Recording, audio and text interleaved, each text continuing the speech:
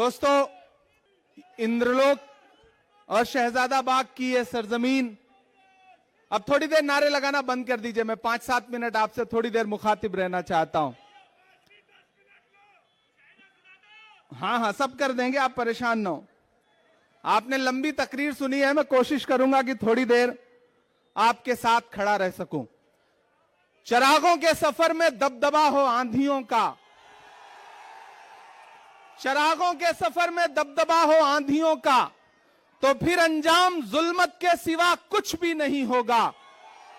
यह दुनिया नफरतों के आखिरी स्टेज पर है, इलाज इसका मोहब्बत के सिवा कुछ भी नहीं होगा। मेरी आंखों के सामने जो नई नस्ल खड़ी है, तमाम बुजुर्ग यहां बैठे हैं। मैं बहुत दिन से सोचता था कि कभी आपके बीच में आऊंगा और आपसे मुलाकात करूंगा, आपसे थोड़ी देर बात करूंगा, लेकिन मौका भी मिला है तो एक चुनावी मौके पे आपके बीच में आया हूं और भाई अनिल भारद्वाज जी की आवाज पर आपके बीच हाजिर हुआ हूं। हमारे अल्पसंख्यक विभाग के प्रदेश चेयरमैन अब्दुल वाहिद कुरैशी साहब का इसरार था कि आपको हाजिर होना है। मेरे भाई, आप पिछले 3 घंटे से यहां पे मौजूद हैं, मुझे पता है, और हमसे 3 फीट 4 फीट नीचे बैठे हुए हैं, हम स्टेज पे बैठे हुए हैं। लेकिन मैं स्टेज के साथियों से भी कहना चाहता हूं कि ये जो 3 फीट 3.5 फीट 4 फीट नीचे बैठे हैं, असल में इनके होने से सारी रौनक है। ये हैं तो हम हैं, ये हैं तो हमारा कार्यक्रम है। मैं आपके संघर्ष को सलाम करता हूं कि आप पिछले 3 घंटे से मोहब्बत के उस मसीहा का इंतजार करते रहे जिसका नाम राहुल गांधी है। मैं उनका सिपाही बनकर के आपके बीच में आया हूं और आपसे यह कहना चाहता हूं कि 5 तारीख को आपको अपने घरों से बाहर निकलना है। न सिर्फ सदर बाजार के मुस्तकबिल का फैसला करना है, बल्कि दिल्ली के भी मुस्तकबिल का फैसला करना है। यह लड़ाई बहुत बड़ी लड़ाई है। यह लड़ाई अगर आपको लगता है कि सिर्फ चुनावी लड़ाई है तो आप गलतफहमी के शिकार हैं। एक तरफ वो ताकतें खड़ी हैं जो नफरत के साथ खड़ी हैं और एक तरफ वो ताकतें हैं जो मोहब्बत के साथ खड़ी हैं। ये इंद्रलोक है। मैंने देखा है, मैंने वो विजुअल देखे हैं कि यही आपके सामने इबादत करते हुए एक इंसान के पैर पर किस तरह से लात मारी गई थी। ये वो सरजमीन है कि जहां पिछले 15 साल से सदर बाजार के लोग, शहजादा बाग के लोग, इंद्रलोक के लोग कब्रिस्तान मांगते रहे, लेकिन कब्रिस्तान के नाम का वादा करके आपसे वोट तो लिया गया, लेकिन केजरीवाल कभी यहां झांकने नहीं आए। वो कब्रिस्तान आज भी इंतजार कर रही है। ऐसे में मैं आप सबसे कहना चाहता हूं मेरे भाई कि एक तरफ नफरत खड़ी है, एक तरफ झूठे लोग खड़े हैं, एक तरफ नरेंद्र मोदी खड़े हैं और उनका छोटा रिचार्ज खड़ा है, और एक तरफ कौन खड़ा है? राहुल गांधी। इस देश में आने वाली सदियों में जब भी नफरत और मोहब्बत को तराजुओं पे तौला जाएगा तो यह कहा जाएगा कि जब पूरे मुल्क में नफरत उफान पर थी तो एक शख्स दिल्ली में खड़ा हुआ और उसने कहा कि मैं कन्याकुमारी से कश्मीर तक चलूंगा 4000 किलोमीटर, अपने पैर के छालों की परवाह नहीं करूंगा। मैं चला हूं राहुल गांधी के साथ, मैंने देखे हैं उनके पांव के छाले। जब मैं उनके साथ चलता था तो मुझसे मीडिया के साथी कहते थे कि इमरान साहब आप तो शायर हैं, आप राहुल गांधी के कंधे से कंधा मिलाकर चल रहे हैं, क्या कहेंगे? तब मैं उनसे कहता था कि जो हर जालिम से टकराएगी वो आंधी बनाऊंगा, जो हर जालिम से टकराएगी वो आंधी बनाऊंगा। नए अंग्रेज आए हैं, नया गांधी बनाऊंगा। वह इंसान 4000 किलोमीटर चलता रहा, सिर्फ एक नारा लगाता रहा कि नफरत छोड़ो भारत जोड़ो, सिर्फ एक नारा लगाता रहा कि नफरत के बाजार में मोहब्बत की दुकान खोलनी है। अरे इंद्रलोक वालों, शहजादा बाग वालों, आप तो इस बात पर ईमान रखते हो ना कि मजदूर का पसीना सूखने से पहले उसकी मजदूरी उसे दे देनी चाहिए। रखते हो ना इस बात पर ईमान? मैं रखता हूं इस बात पर ईमान कि मजदूर का पसीना सूखने से पहले उसकी मजदूरी उसे दे देनी चाहिए। मुझे बताएं, आज शहजादा बाग के लोग मुझे बताएं, इंद्रलोक के लोग मुझे बताएं, और खास तौर से मेरे अपने समाज के लोग मुझे बताएं कि जब यहां पर नमाज पढ़ते हुए इंसान को लात मारी जा रही थी, जब वहां संभल में लाशें बिछाई जा रही थी, जब हाथरस में एक दलित बिटिया का बलात्कार हो रहा था, जब मणिपुर में माएं बेटियां बिना कपड़ों के परेड कराई जा रही थी, तो निकला था कोई केजरीवाल कुछ बोलने के लिए? निकला था कोई केजरीवाल? निकले कोई नरेंद्र मोदी कुछ बोलने के लिए? नहीं निकले ना। कौन निकला? संभल में कौन खड़ा था? हाथरस में कौन खड़ा था? मणिपुर में कौन खड़ा था? कन्याकुमारी में कौन खड़ा था? कश्मीर में कौन खड़ा था? जब दिल्ली जल रही थी तो कौन खड़ा था? अगर आपके हर मुद्दे पर राहुल गांधी खड़ा है तो फिर वोट अगर किसी बहुरूपीय को देंगे तो ये आप अपने जमीर के साथ नाइंसाफी करोगे। मैं अनिल भारद्वाज जी के लिए आपसे आज अपील करने आया हूं और आपसे यह कहने आया हूं कि याद करो 2013 की दिल्ली, याद करो 2014 की दिल्ली, जब एक नाटक शुरू किया गया था यहां पर और आरएसएस के लोग, भाजपा के लोग पीछे से उस नाटक की पैरवी कर रहे थे, सारा स्पॉन्सरशिप आरएसएस कर रही थी। और जब सरकार बन गई, राजनीति में आ गए तो आज सब गायब हैं। मैं तो पूरे देश में जाके शेर पढ़ता हूं कि भारत मां की आंख के तारे कहां गए, भारत मां की आंख के तारे कहां गए, आरएसएस के राज दुलारे कहां गए, अच्छे दिनों की तरह उन्हें भी खोज रहा कोई, बताए अन्ना हजारे कहां गए? सब गायब हो गए और ये बहरूपी अपने शीश महलों में घरों के अंदर दुबक के बैठ गए।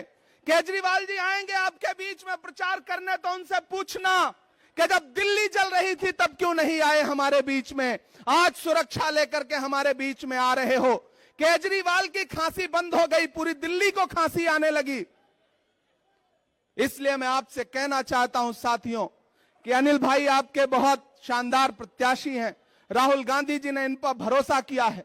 मैंने आपसे कहा ना कि आप तो इस बात पर ईमान रखते हो कि मजदूर का पसीना सूखने से पहले उसकी मजदूरी उसे देनी चाहिए। मैं चला हूं राहुल गांधी के साथ कन्याकुमारी से कश्मीर तक, मैंने उनके पांव के छाले देखे हैं। मैं उन पांव के छालों की याद दिलाते हुए आपसे कहना चाहता हूं कि अगर इस बात पर ईमान रखते हो कि मजदूर का पसीना सूखने से पहले उसकी मजदूरी उसे दे देनी चाहिए, तो मैं आपसे राहुल गांधी की मजदूरी मांगने आया हूं। और वो मजदूरी है अनिल भाई को अपना एक एक वोट देकर के हाथ के पंजे के सामने वाले बटन पे 5 तारीख को अपना एक एक वोट देकर के इन्हें विधानसभा पहुंचाइए। आपका दिया गया एक एक वोट सिर्फ अनिल भारद्वाज को नहीं मिलेगा, मोहब्बत के उस मसीहा को मिलेगा जिसका नाम राहुल गांधी है। आपका दिया गया एक एक वोट सिर्फ अनिल भारद्वाज को नहीं मिलेगा, इस देश में डॉक्टर बाबा साहब अंबेडकर के संविधान के सबसे बड़े अगुआ मल्लिकार्जुन खड़गे जी को मिलेगा। आपका अनिल भारद्वाज को दिया गया एक एक वोट सिर्फ इनको नहीं मिलेगा, इस देश में महिलाओं की सबसे बड़ी आवाज प्रियंका गांधी जी को मिलेगा। आपका दिया गया एक एक वोट सिर्फ अनिल भारद्वाज को नहीं मिलेगा, इमरान प्रतापगढ़ी पे आपका एहसान होगा। यह कहने के लिए आपके बीच में आया हूं और आपसे गुजारिश करता हूं कि इस बड़ी लड़ाई में आपको चुनना पड़ेगा।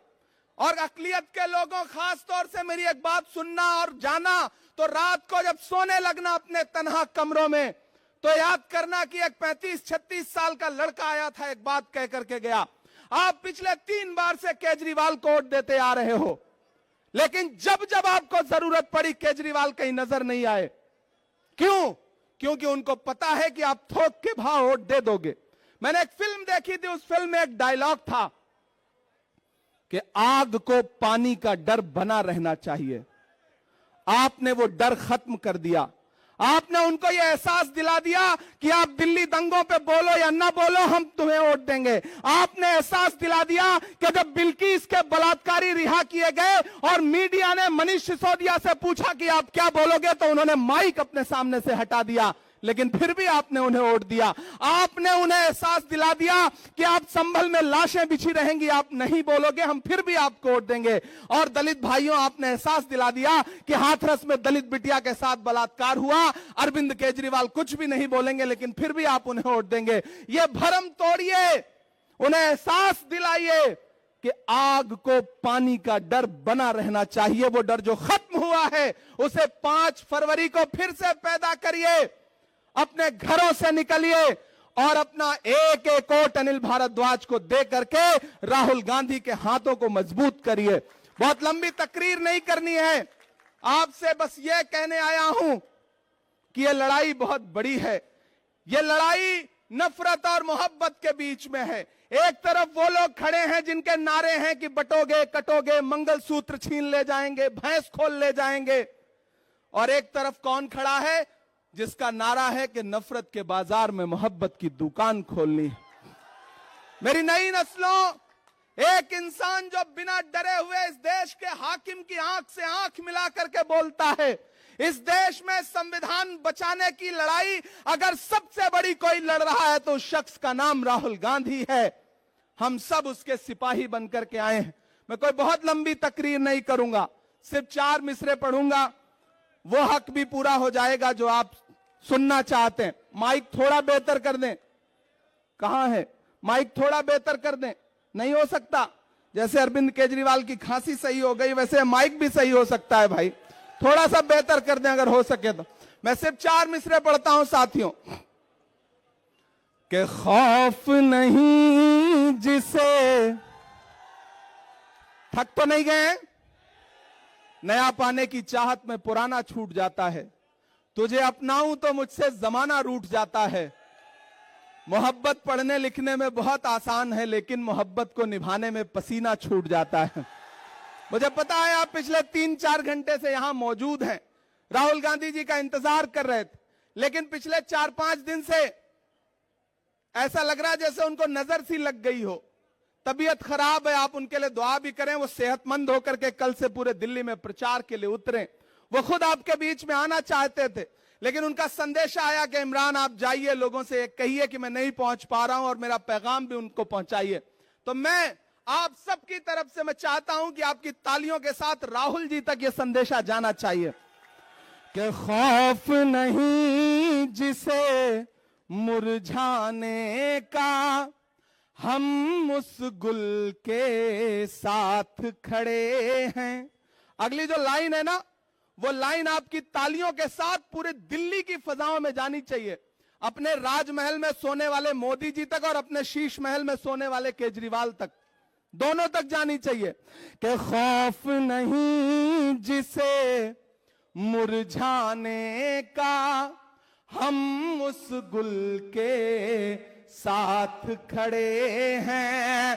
खौफ नहीं जिसे मुरझाने का, हम उस गुल के साथ खड़े हैं। कैसा भी दौर आए लेकिन हम राहुल के साथ खड़े हैं। कैसा भी दौर आए लेकिन हम राहुल के साथ खड़े हैं। कल भी खुल के साथ खड़े थे, आज भी खुल के साथ खड़े हैं। कैसा भी दौर आए लेकिन हम राहुल के साथ खड़े हैं। सदर बाजार वालों, यह लड़ाई बुजदिलों और बहादुरों के बीच में है।